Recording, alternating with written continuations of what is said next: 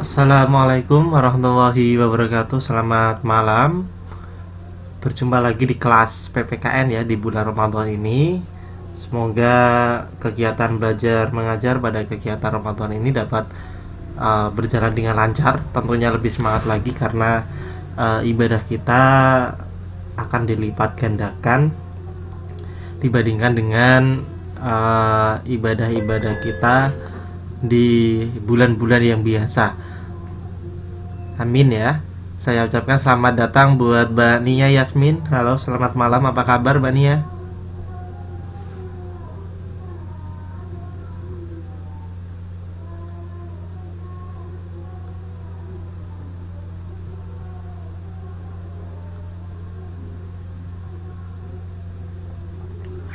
Halo Mbak Nia Yasmin, apa kabar? Bisa dengar suara saya? Alhamdulillah baik ya. Kita tunggu dulu teman-teman kita di sini karena baru Mbak Yasmin aja yang masuk di kelas. Jadi kita tunggu aja beberapa menit. Setelah itu kita mulai bersama-sama. Oke, nggak apa-apa ya sambil menunggu teman-temannya.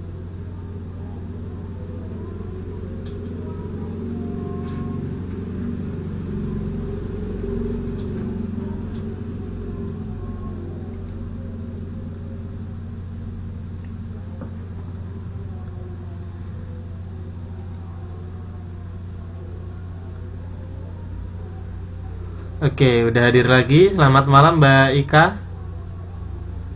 Halo Mbak Ika, selamat malam. Apa kabar?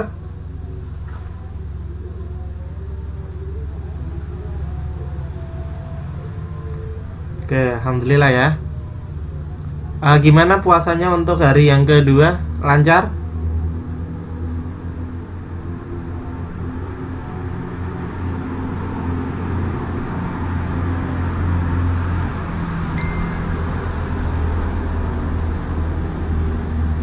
Oh, lagi jaga ya Mbak Ika. Mbak Nia lagi apa ini Mbak Nia? Udah kosong atau sambil kerja juga? Oh iya ya. Masih dapat jatah libur ya. Alhamdulillah.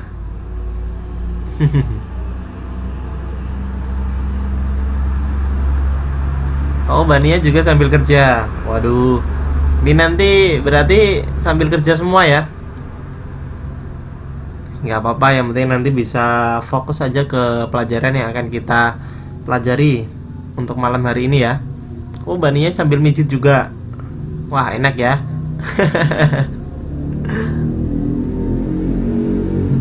Oke, kita mulai saja untuk menghemat waktu. Karena pertemuan kita juga singkat untuk malam hari ini, hanya 40 menit saja. Mari kita mulai bersama-sama dengan bacaan doa terlebih dahulu. Semoga kegiatan belajar mengajar kita mulai dari awal sampai akhir dapat berjalan dengan lancar. Dan tentunya semoga ilmunya bermanfaat buat kita semua. Amin. Berdoa dimulai.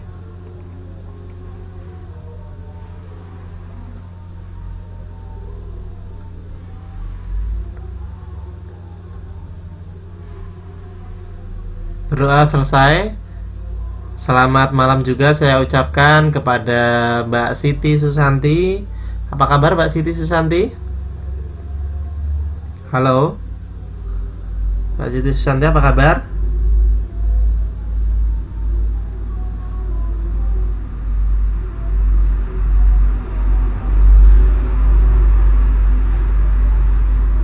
Alhamdulillah.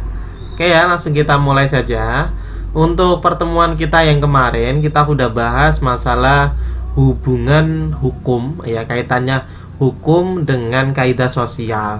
Kalau kaidah sosial itu hubungannya dengan norma-norma yang berlaku di dalam masyarakat, mulai dari norma agama, norma sosial, norma kesusilaan, ya kan, norma kesopanan, sampai dengan norma agama, ya, sampai dengan norma agama. Nah, semua itu ada kaitannya dengan hukum. Artinya mereka itu saling melengkapi, ya, saling melengkapi. Tidak dapat ditinggalkan satu sama lainnya. Saling melengkapi agar apa, tataran kehidupan di dalam masyarakat itu dapat berjalan dengan baik. Kalau tidak diatur oleh hukum, maka yang terjadi adalah masyarakat atau penduduk atau warga negara itu akan bertindak seenaknya sendiri. Karena apa? Tidak ada yang mengaturnya. Ketika ada hukum, karena hukum ini mengatur apa yang harus dilakukan dan apa yang tidak harus dilakukan, dan dia memiliki sanksi yang tegas, sifatnya dia memaksa, dan dia memang harus diikuti. Karena kalau tidak diikuti, secara otomatis dia akan terkena sanksinya itu. Sanksinya bahkan berat sekali, ya, hukumannya sesuai dengan tingkat kesalahan yang dilakukan. Ada yang ringan dan ada yang besar, ya, ada yang berat, bahkan sampai dengan hukuman mati, kayak gitu kan. Maka untuk bisa memunculkan suatu tatanan kehidupan yang harmonis, yang lancar, perlu adanya hukum. Hukum ini yang melengkapi, ya, yang memberikan batasan-batasan pada kita dalam berkehidupan, berbangsa dan bernegara. Itu untuk ulasan yang kemarin.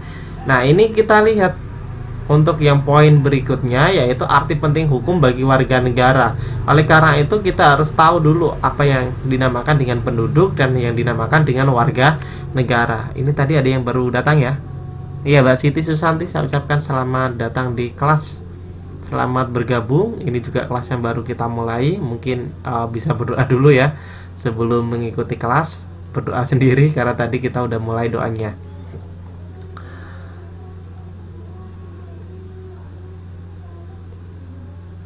Iya, Mbak Rara, selamat malam, ya, Mbak Rara. Halo, Mbak Rara. Waalaikumsalam warahmatullahi wabarakatuh. Nah, kita bahas sedikit demi sedikit dulu, yaitu yang pertama kaitannya dengan penduduk. Penduduk itu siapa? Penduduk adalah seseorang yang tinggal di tempat tertentu. Itu dikatakan penduduk. Ketika kita di dalam suatu negara, karena negara ini tidak sempit, ya, untuk cakupan wilayahnya, luas sekali. Kita bahas aja lah di Indonesia, gitu kan. Di Indonesia ini, ya kan, terdiri dari beberapa pulau. Kita dipisahkan oleh beberapa pulau, gitu ya. Mulai dari ujung timur sampai dengan ujung barat, gitu kan. Mulai dari Sumatera sampai dengan Papua, gitu kan. Kita terpisah-pisah oleh pulau. Nah, orang yang menduduki tempat tersebut, misal aja di Pulau Jawa, gitu ya, berarti itu dikatakan sebagai penduduk Pulau Jawa. Orang yang menduduki Pulau Sumatera, berarti dia dikatakan sebagai penduduk Pulau Sumatera. Dan seterusnya, baik itu di Kalimantan, di Sulawesi, di Papua, itu juga sama. Berarti ketika dia tinggal di sana, itu ya dikatakan sebagai penduduk wilayah tertentu, dan dia bisa lingkupnya diperkecil, ya, lingkupnya diperkecil. Artinya gini, diperkecil di dalam pulau tersebut itu kan udah dibagi-bagi, ya kan, dipersempit lagi. Ada yang namanya provinsi, ada yang namanya kabupaten, ada yang namanya kota, ada yang namanya desa, sampai dengan level yang paling kecil ya kan, di level desa. Itu desa ada RT, ada RW gitu kan, ada namanya keluarga, yang paling kecil keluarga itulah. Nah, misal aja orang itu di Indonesia, di Jawa khususnya, saya contohkan di tempat saya aja, saya itu tinggalnya di desa Kaliaman, berarti saya itu merupakan penduduk desa Kaliaman yang ditunjukkan dengan KTP ya, kartu tanda penduduk ya. Kewarganegaraan kita Indonesia tetap, tapi kependudukan kita udah dicatat di sana ya kan, dia warga mana gitu kan, dia desa mana, dia kecamatan mana, dia kabupaten mana, itu yang dikatakan sebagai penduduk. Halo, selamat malam Mbak Mas Lisa ya.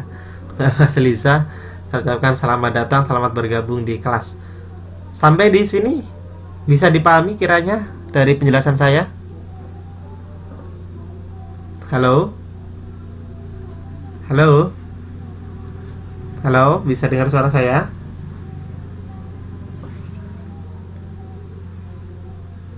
Bisa dipahami ya? Nah, penduduk kita sudah bisa memahami bersama. Yang berikutnya yaitu kaitannya dengan warga negara. Nah, warga negara itu siapa? Warga negara yaitu seseorang yang mempunyai ikatan secara hukum dengan negara tertentu. Kita udah punya ikatan secara hukum ya. Jadi kita memang betul-betul diakui kewarganegaraan kita.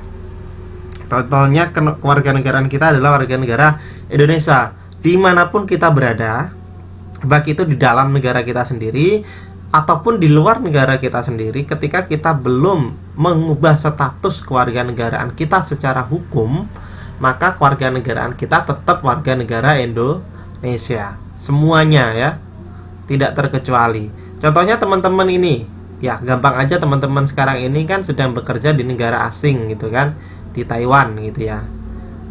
Kewarganegaraan teman-teman masih warga negara Indonesia atau sudah berubah teman-teman? Halo? Kira-kira udah berubah belum kewarganegaraannya? Masih Indonesia ataukah udah berubah menjadi warga negara asing? Masih ya kan? Kenapa masih? Kenapa kok tidak menjadi warga negara Taiwan?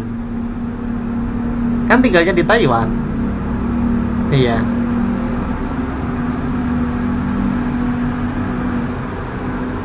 Oke, karena memang di sana tidak menetap. Karena apa? Warga negara pun ada syarat-syaratnya untuk bisa menjadi warga negara ya.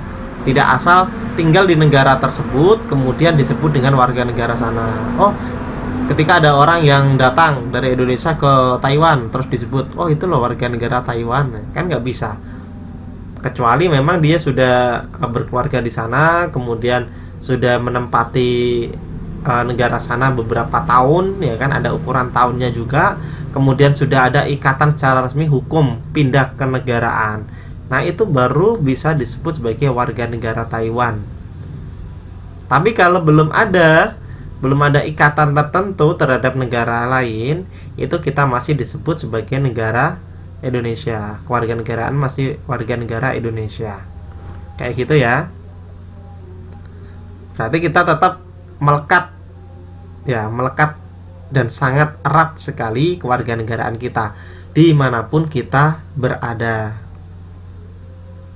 Oke, bisa dipahami sampai di sini? Oke, bisa dipahami? Halo? Bisa ya? Nah, warga negara Indonesia itu sudah diatur di dalam Undang-Undang Dasar 1945 di pasal 26 dan dijabarkan di undang-undangnya, di Undang-Undang Nomor 12 Tahun 2006 tentang Kewarganegaraan. Nah, ini khususnya di pasal 1 ayat 1, teman-teman. Mungkin teman-teman bisa membuka ya untuk UUD. Nanti bisa dilihat di sini. Di pasal 1 ayat 1. Warga negara adalah suatu negara yang ditetapkan berdasarkan peraturan perundang-undangan. Jadi tidak seenaknya. Kita hidup itu sudah ada aturan hukumnya. Ini termasuk yang namanya aturan hukum.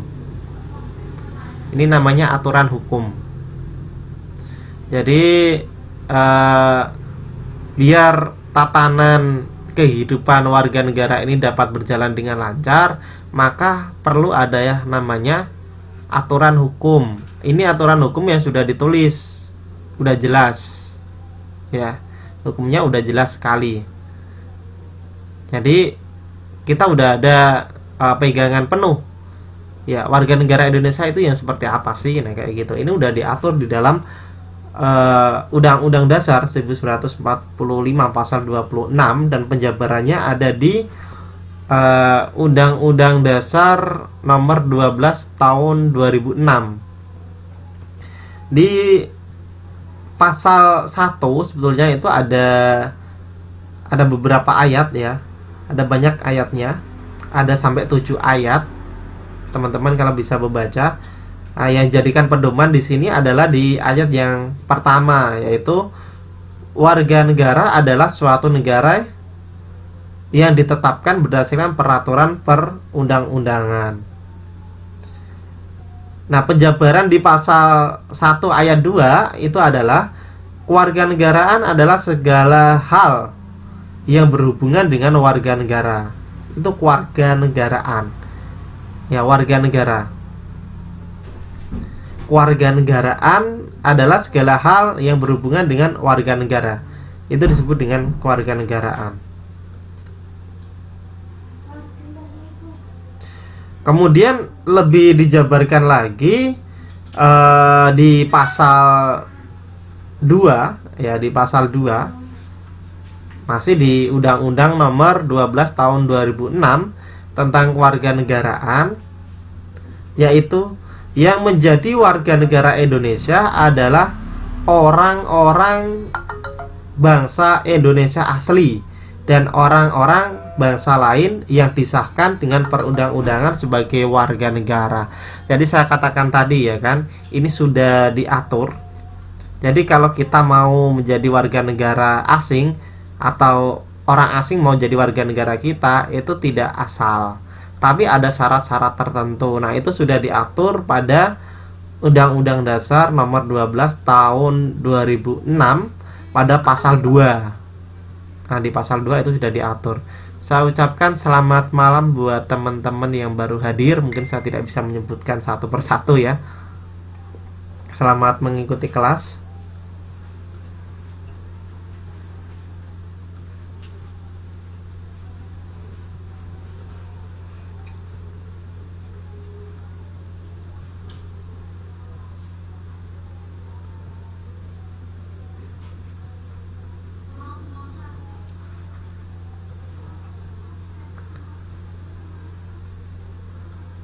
Nah, oke, saya lanjut lagi ya.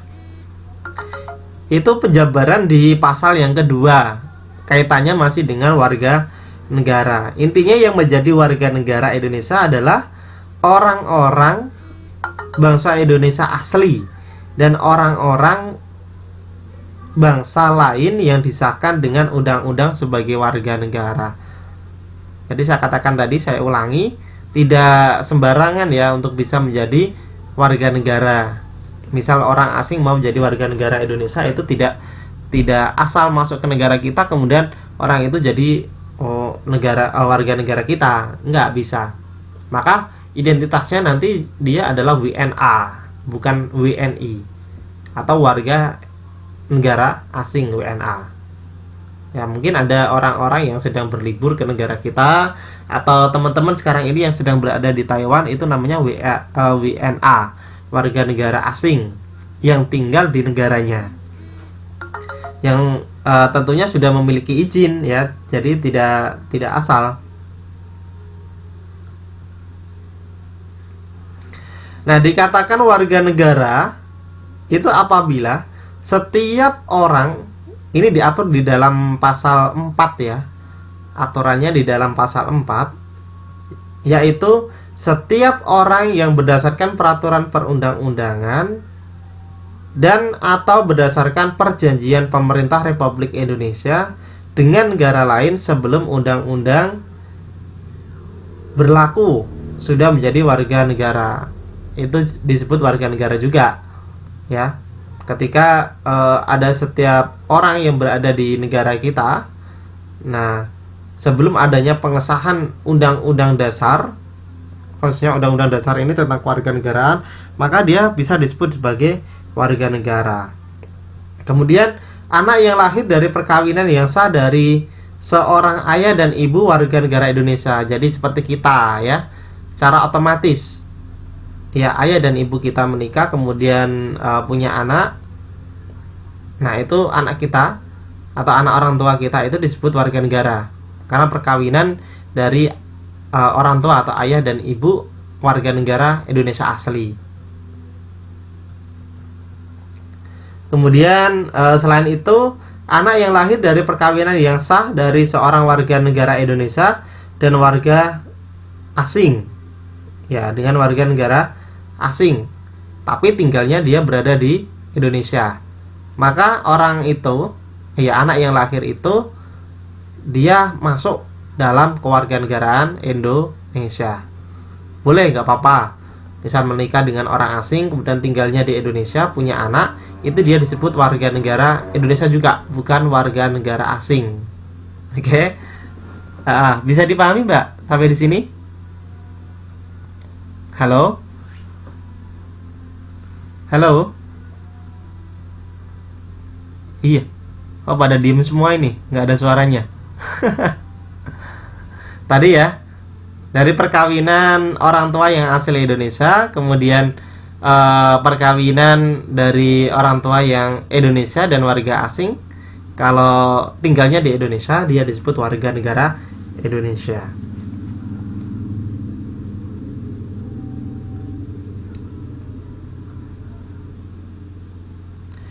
Kemudian juga ada anak yang lahir dari perkawinan yang sah dari seorang ayah warga negara asing dan ibu warga negara Indonesia. Ada lagi anak yang lahir dari perkawinan yang sah dari seorang ibu warga negara Indonesia, tetapi ayahnya tidak mempunyai kewarganegaraan atau hukum negara asal ayahnya. Jadi dia nikah tapi nggak tahu kewarganegaraan ayahnya itu warga negara mana, itu kan nggak jelas. Akhirnya nanti ketika dia berada di Indonesia, berarti anak itu menjadi warga negara Indonesia. Dan masih banyak yang lainnya sebetulnya. Orang itu bisa dikatakan sebagai warga negara Indonesia, mulai dari anak-anak itu tadi, ya.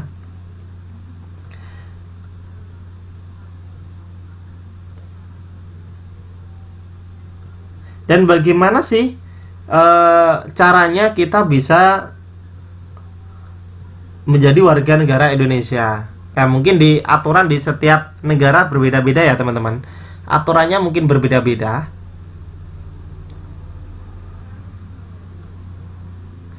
Kalau anaknya lahir di luar negeri, ya ini tergantung posisinya, Mbak. Misal kayak gini, Mbak sekarang kan berada di sana, gitu kan. Nah, suaminya orang mana? Suaminya orang Indonesia tidak? Suaminya orang Indonesia tidak? Kalau suaminya tidak orang Indonesia, ya kan, suaminya orang sana dan menetap di sana dan tinggalnya juga di sana, berarti dia menjadi warga negara orang sana. Tapi kalau suaminya orang Indonesia atau suaminya orang asing dan tinggalnya di Indonesia, artinya tinggalnya di Indonesia, maka dia tetap menjadi warga negara Indonesia, bukan warga negara asing. Kayak gitu.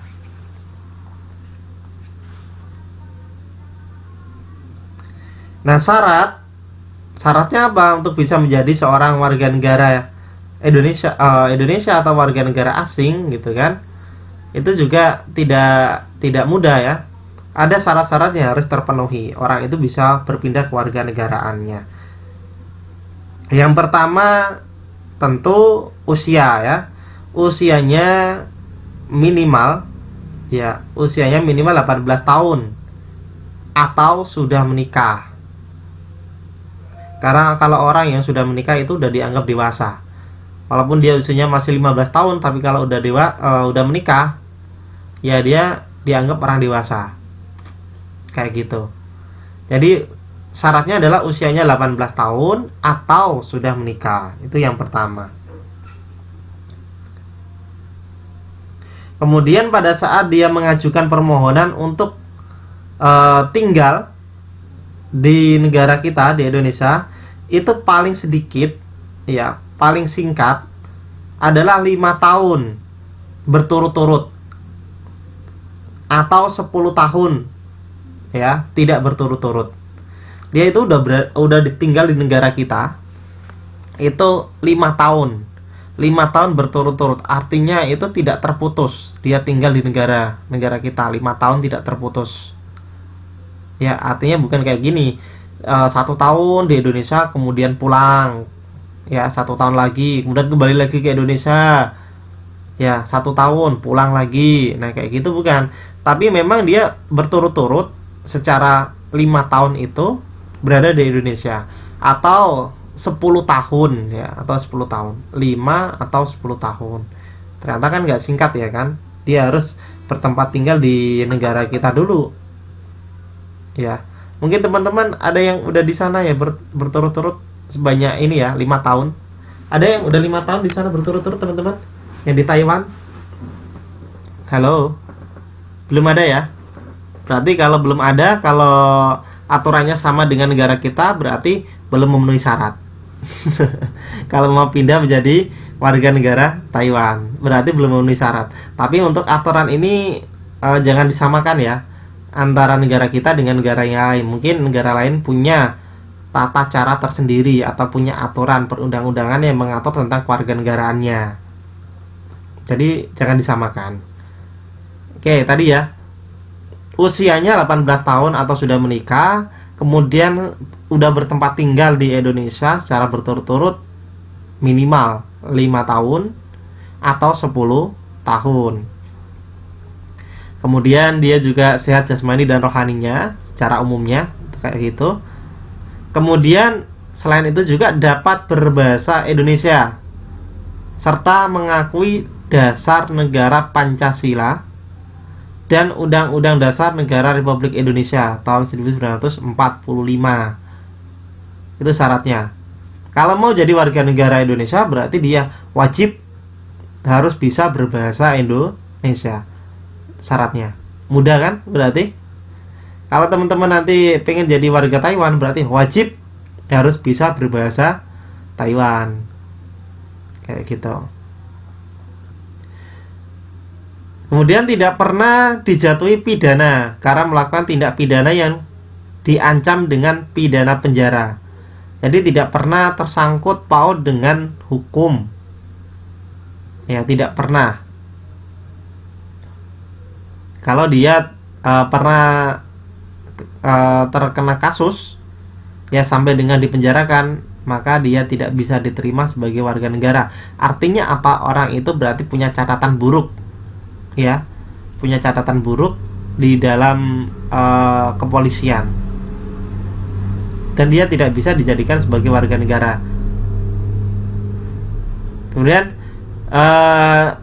jika sudah memperoleh kewarganegaraan Republik Indonesia, tidak menjadi berkewarganegaraan ganda.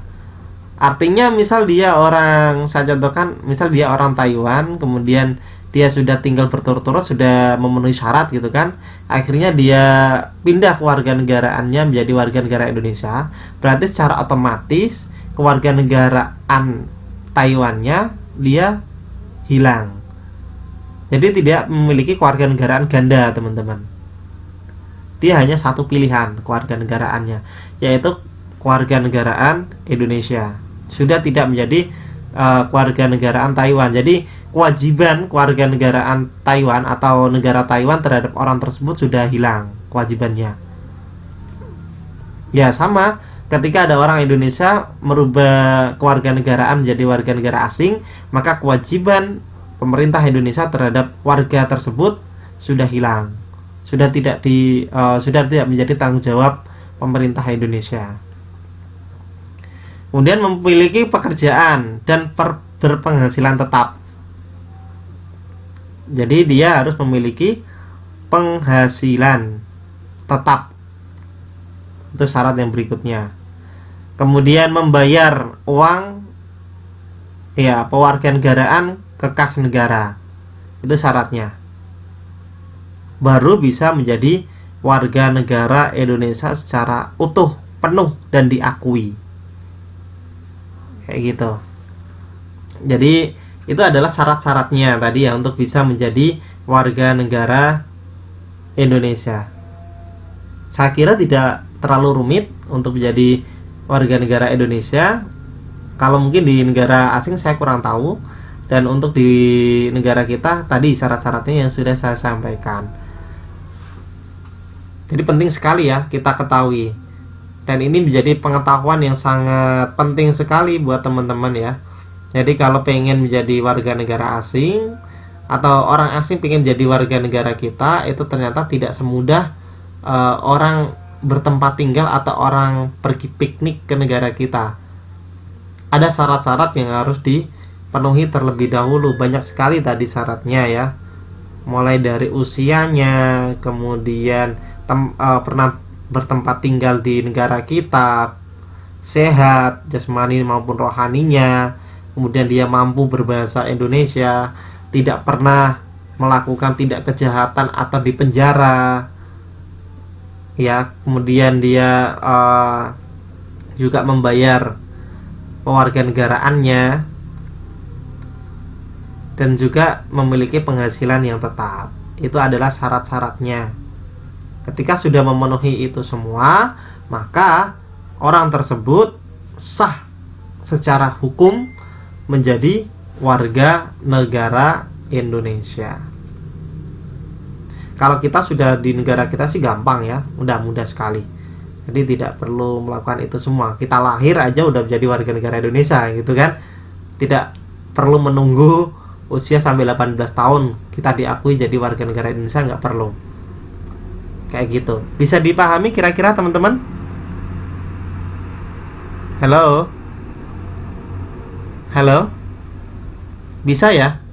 Yang lain gimana? Selain Mbak Ika, bisa dipahami kira-kira penjelasan saya? Insya Allah ya. Oke. Jadi ini adalah arti penting hukum bagi warga negara. Kita kenali dulu penduduk itu siapa, warga negara itu siapa. Nah, warga negara Indonesia itu sudah diatur di dalam Undang-Undang Dasar 1945 di pasal 26 yang dijabarkan dalam Undang-Undang Nomor 12 tahun 2006.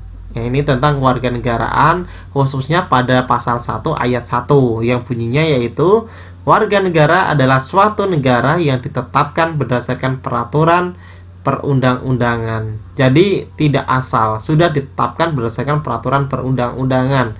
Nah, peraturannya tadi sudah berada di pasal 4 ya, yang udah dijabarkan ya, sudah saya jabarkan tadi di pasal 4-nya. Oke. Ya, gampang sekali berarti untuk pemaknaan warga negara itu.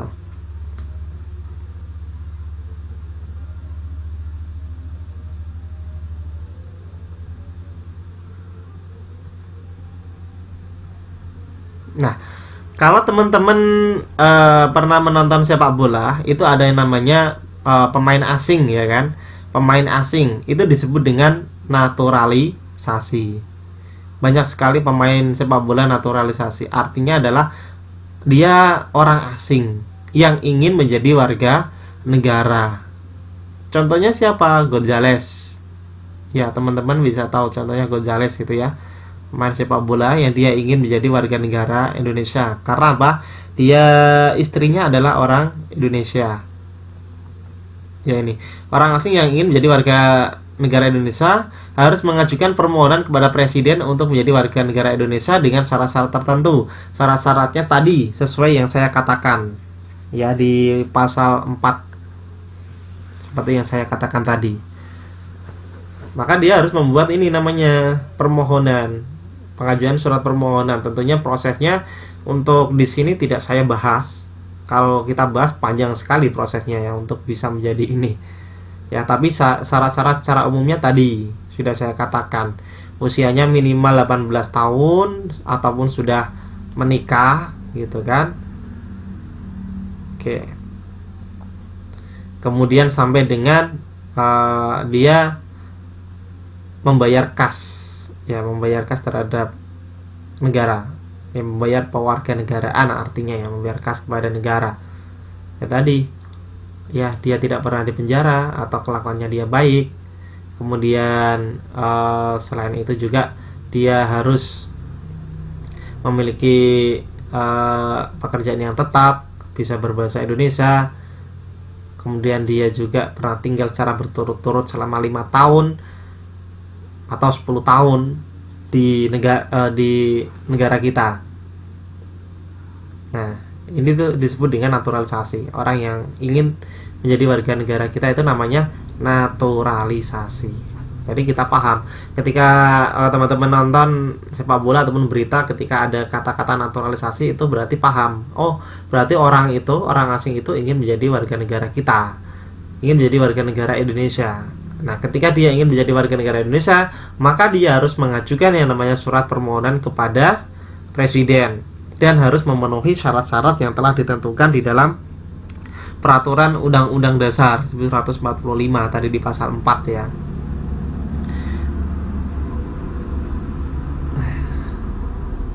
Oke, bisa dipahami teman-teman? Bisa, ya.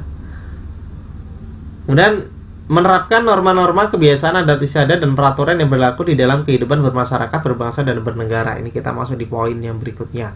Kalau yang arti penting hukum dan warga negara tadi kita udah bahas sampai dengan naturalisasi. Kita masuk poin yang kelima, yaitu menerapkan norma-norma, kebiasaan, adat istiadat dan peraturan yang berlaku dalam kehidupan bermasyarakat, berbangsa dan bernegara.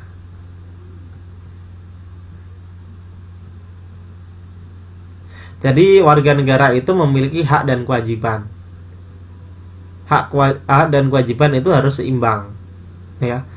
Hak dan kewajiban itu diterapkan di dalam kehidupan rumah tangga, di sekolah, di lingkungan masyarakat, dan di lingkungan negara. Itu adalah hak dan kewajiban dari warga negara dan wajib untuk diterapkan. Hak dan kewajiban itu harus seimbang keduanya. Jangan sampai haknya lebih tinggi, kewajibannya nol, atau kewajibannya nol, haknya atau kewajibannya tinggi, haknya nol, dan sebaliknya, ya. Pokoknya itu harus diterapkan mulai dari lingkup kecil sampai dengan lingkup besar. Kecil itu apa? Di lingkungan rumah ataupun keluarga. Nanti ke yang agak besar di lingkungan sekolah, ya, seperti kita ini di lingkungan sekolah kita harus bisa mampu menerapkan hal itu semua. Kemudian di lingkungan masyarakat yang lebih luas, gitu kan, masyarakat, baik itu masyarakat yang dekat dengan kita maupun yang jauh, dan lebih luasnya lagi di lingkungan negara, itu secara keseluruhan di lingkungan negara kita harus mampu menerapkan hak dan kewajiban ini. Oke, ini dilihat. Selain warga negara mempunyai hak dan kewajiban, juga harus patuh atau sadar pada aturan hukum dan aturan hukum dalam keluarga dan masyarakat. Tetap kita kembali lagi kepada hukum. Kita hidup di negara ini, ya, diatur oleh hukum, karena hukum itulah nanti yang dapat menjamin kehidupan kita aman, tentram, damai, sentosa. Ketika kita berusaha untuk melawan hukum, maka kita masuk pada zona merah. Artinya kehidupan kita tidak akan menjadi yang saya katakan tadi, aman, tentram, damai, sentosa. Itu nggak bisa. Pasti hidup kita sebaliknya, ya, akan merasa gelisah, takut, merasa terancam, dan lain sebagainya. Oleh karena itu kita tidak boleh yang namanya melanggar hukum. Di dalam hukum itu ada yang namanya perintah dan larangan. Perintah itu hal yang harus dilakukan, dan larangan itu sesuatu yang tidak boleh dilakukan. Barang siapa melakukan larangan tersebut, maka akan mendapatkan sanksi, dan sanksinya tegas di dalam hukum. Sanksinya apa? Sesuai dengan pelanggaran yang dilakukan. Oke, untuk malam hari ini kita sampai pada poin 5. Kita akan lanjutkan untuk poin-poin yang berikutnya pada pertemuan yang akan datang. Karena waktunya kita sudah habis, maka saya akhiri untuk pertemuan malam hari ini. Semoga bermanfaat buat teman-teman ya. Semoga lancar untuk kegiatan besok ya. Saya akhiri. Assalamualaikum warahmatullahi wabarakatuh. Selamat malam.